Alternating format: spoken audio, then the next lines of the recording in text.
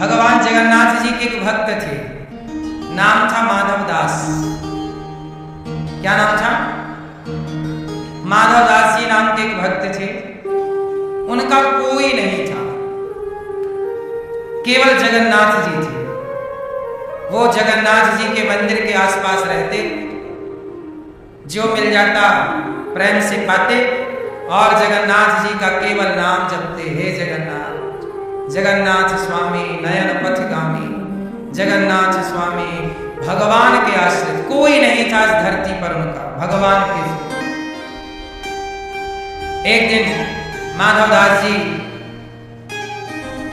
भ्रमण करने निकले तीर्थों का, तो जगन्नाथ जी बोले माधव दास जी हमें भी ले चलो।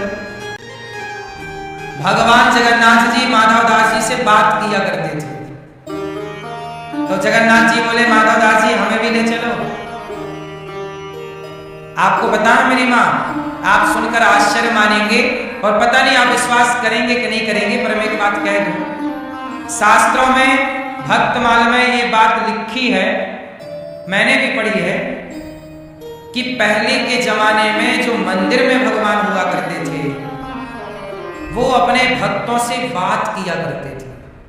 अब आप इस बात को मानो ना मानो, मुझे नहीं पता कि आप मानोगे कि नहीं, लेकिन पहले मंदिर में बैठे भगवान अपने भक्तों से बात करते थे, ऐसे जैसे हम आपसे बात कर रहे हैं और आप हमसे। क्यों करते थे? क्योंकि उस टाइम पर स्वामी रामानुजाचार्य स्वामी जी से रंगनाथ भगवान बात करते थे। रामानुज स्वामी जी से रंगनाथ भगवान क्या करते थे? बात करते थे।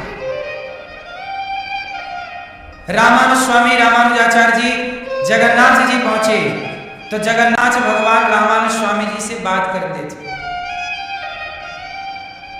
उस जमाने में इस तरह की भक्ति थी कि भक्त और भगवान के बीच में कोई पर्दा नहीं था।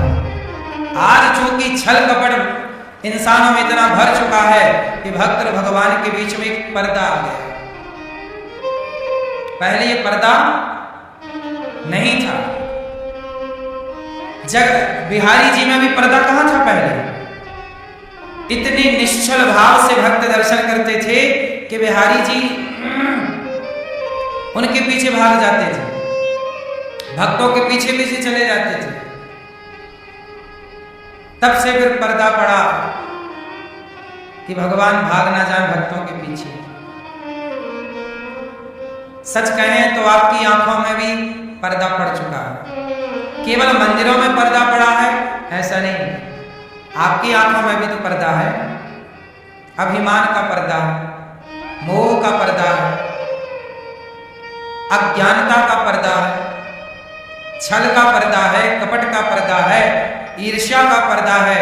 उस जमाने में जो भक्त लोग हुआ करते थे, ना उनके मन में तनिक भी छल, ना कपट, ना ईर्ष्या, ना द्वेष, ना कोई मलिनता थी। जब निर्मलता थी तो भगवान बात किया करते थे। निर्मल मन जन सो मोहि पावा, मोहि कपट छल छिद्र न भावा। और जब से कपट का पर्दा आया तब से भगवान चुप बैठे, करते रहो।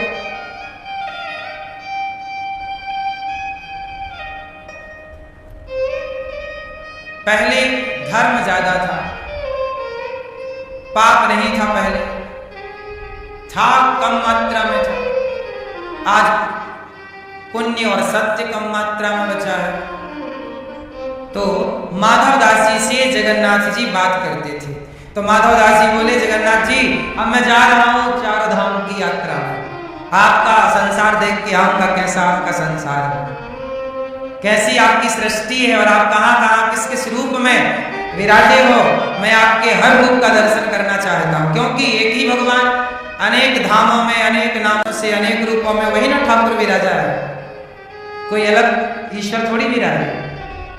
तो माधव दास जी बोले कि मैं जाके सब दर्शन करके आता हूं। जगन्नाथ जी बोले माधव दास जी हमें भी ले चलो। माधव दास जी बोले हम आपको नहीं ले जाएंगे, अरे हम तो कहीं भी मांग के खा लेंगे, लेकिन आप जाओगे तो आपको बढ़िया चकाचक खिलाना पिलाना पड़ेगा, और हमारे पास कहाँ है, एक लंगोटी है, कमर ढक लेते हैं, उसके सिवा हमारे पास कपड़ा भी नहीं है पूरे बदन को ढकने के लिए।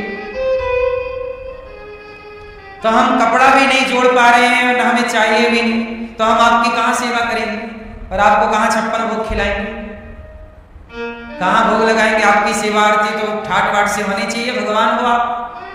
हम तो कहीं भी पेड़ के नीचे सो जाएंगे, आप कहाँ सोओगे। इसलिए आप यहीं रहो, हम जा रहे हैं, आप यहीं विराजो। माधव दास जी चले, और जब माधव दास जी चले तो पीछे पीछे जगन्नाथ जी चल पड़े, पर माधव दास जी को दिख नहीं रहे। अब माधव दास जी को न चले और जगन्नाथ जी के मंदिर के जरा आगे चले, पुरी से बाहर निकले कि उन्हें बहुत जोर की भूख लगाई माधव दास जी को।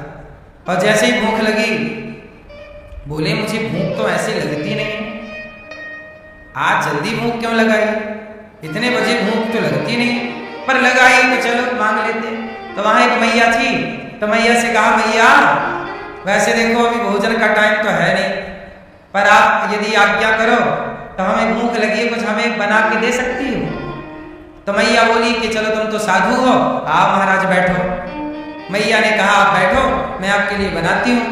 तो बनाई मैया भोजन, और भोजन में जब भोजन बनाया तो परोसने लग गई, थाल लगाई, थाल में बढ़िया जो भी बनाया होगा उन्होंने परोसा, और वो परोसती जा रही है, बूढ़ी अम्मा रोती जा रही है, आंखों में आंसू बह गए। तो माधव दास जी ने कहा, मैया तुम रो रही हो, क्या हुआ। अरे महाराज ये बताओ तुम कहाँ जा रहे हो। बोले हम जा रहे हैं चारों धाम की यात्रा करने और अपने भगवान के अनेक नाम अनेक रूपों का दर्शन करने जा रहे हैं। तो मैया बोली, बाबा तू कितना निर्दयी है। निर्दयी मैया, मैंने तेरे को का बिगाड़ लियो, मैं काहे को निर्दयी, रोटी मांग ली तेरे से तो निर्दयी हो गए हो। अरे बाबा रोटी की बात ना है तो का कहे मैया। अरे मैया बोली, बाबा ये तेरे संग इतना प्यारो बच्चा है, छोटो सा छोरा, यो को तू लेके कहाँ डोले को, कहाँ कहाँ जाएगो, या के पाँव में कांटे कंकड़ चुभेंगे, और कहाँ तू या को भोग लगाए को, कहाँ खवाए पिवाए, या की महतारी बाप कहाँ, या के माँ बाप कहाँ। तो माधव दास जी बोले कि कौन बालक की बात कर रही हो। अरे बाबा तुमको पतो ना है, तेरी थाली में तेरे संग खा रहे हो बालक, तुमको दिखे ना है ना मैया, मुझको तो ना दिख रहे हो।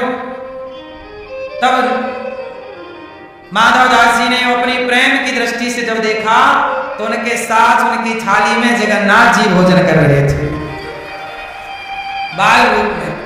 कहा कि प्रभु आप यहाँ, भगवान बोले कि क्या करें हम, तुम्हारे बिना हम यहाँ करेंगे क्या।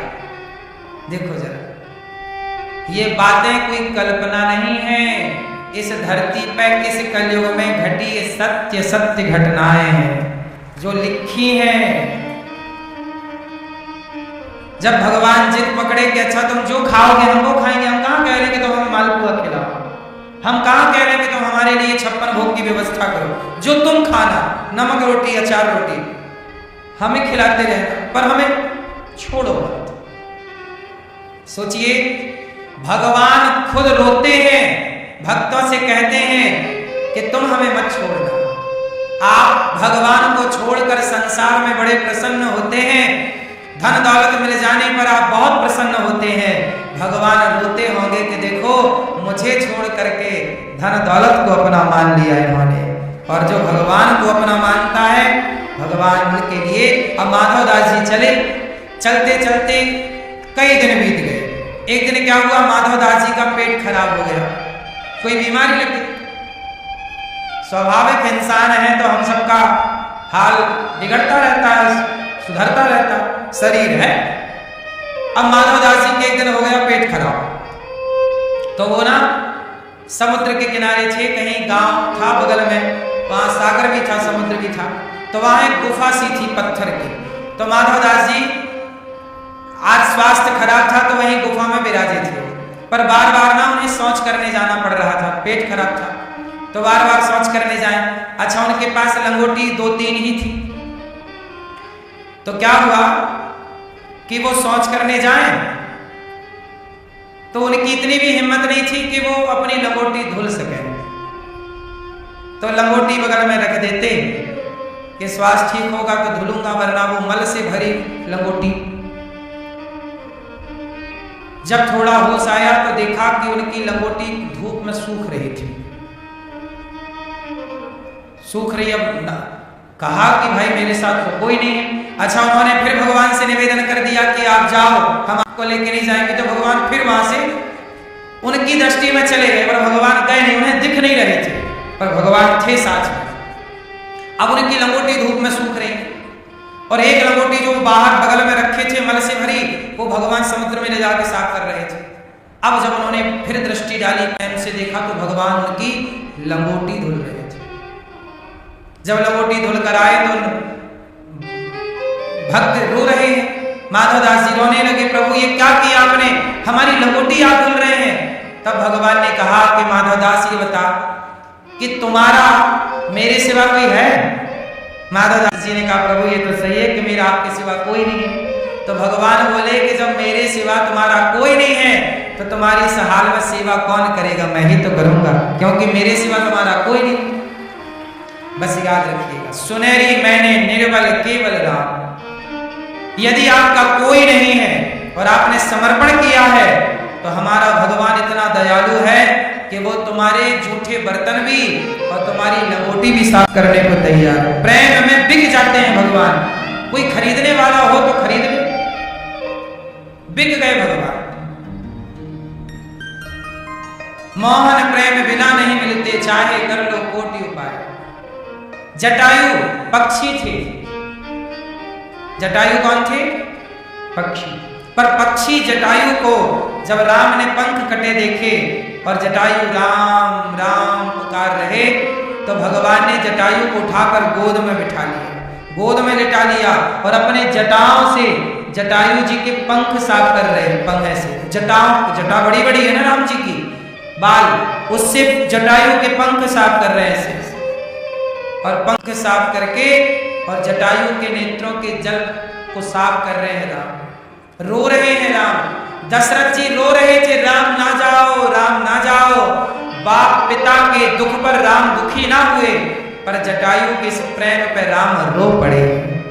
जटायु आपने पक्षी होकर हमारे लिए आपने अपने प्राणों का त्याग कर दिया, पंख कट गए आपके।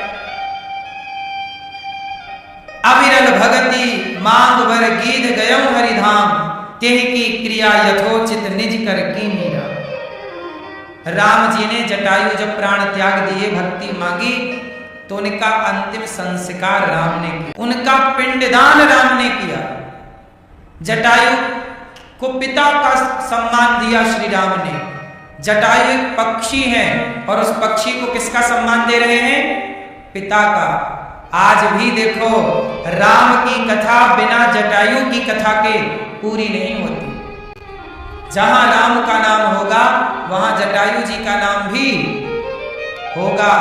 भगवान अपने भक्तों को अपने से ऐसे जोड़ लेते हैं कि उन भक्तों के बिना भगवान ही अधूरे अधूरे लगते हैं।